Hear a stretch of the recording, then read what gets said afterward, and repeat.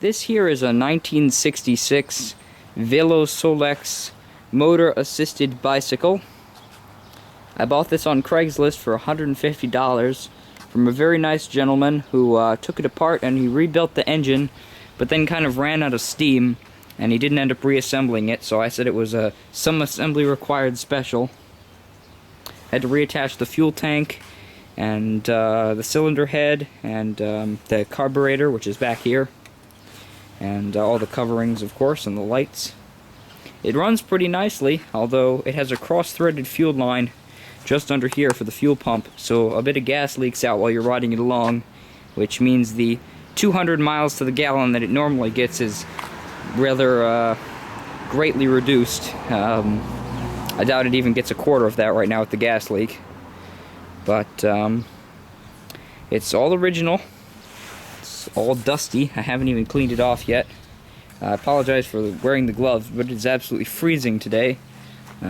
Freezing, he says, when it's, I think it's like 54 degrees today, but I'm cold.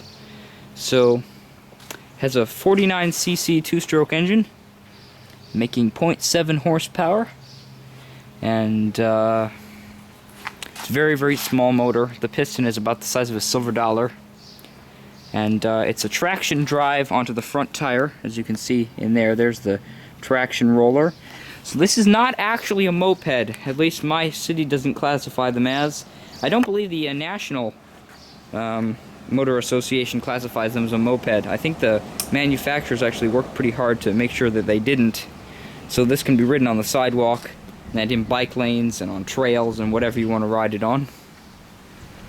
I thought I'd start it up and take you for a short ride, and just try not to drop my camera here. It's also starting to rain, I think, so better make this quick.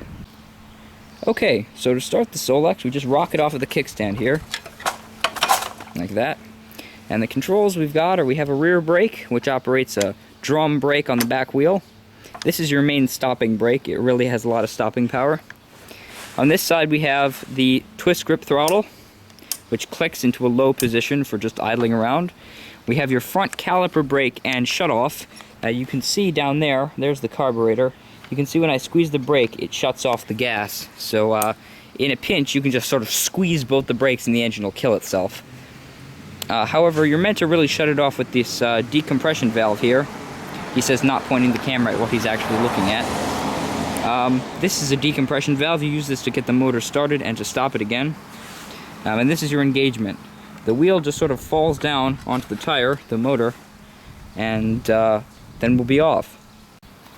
Okay, so let's go. So we'll put the pedal to a good position, and we will squeeze up the decompression valve.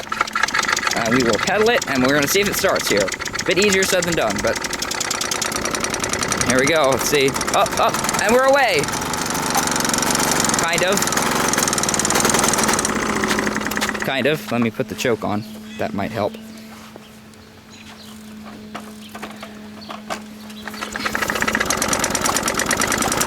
Come on. You know you want to. There we go. And we're away.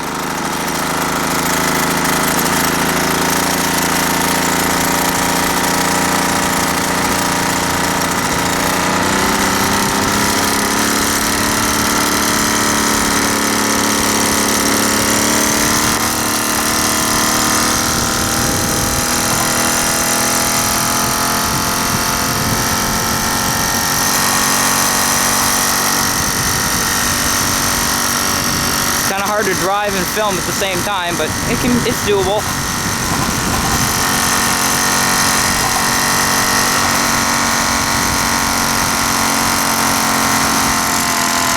I'm going to attempt to do a turn, so let's see if I can do this.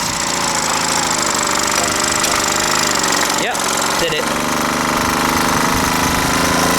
You kind of pedal it to get it up to speed, and then you're kind of off and running.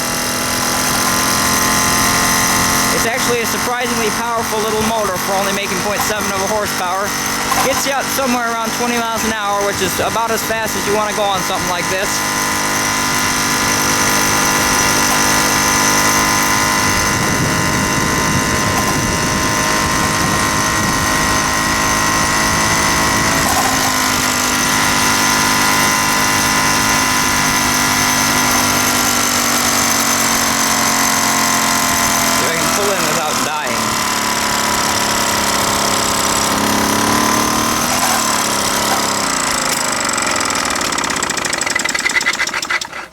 and we're home.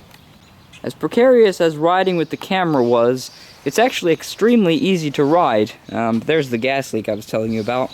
Just leaks a little bit as it's riding along and kind of gets on your shoes sometime. But it has the original air pump back here and the original toolbox, which is under this. And it's really quite a neat little machine.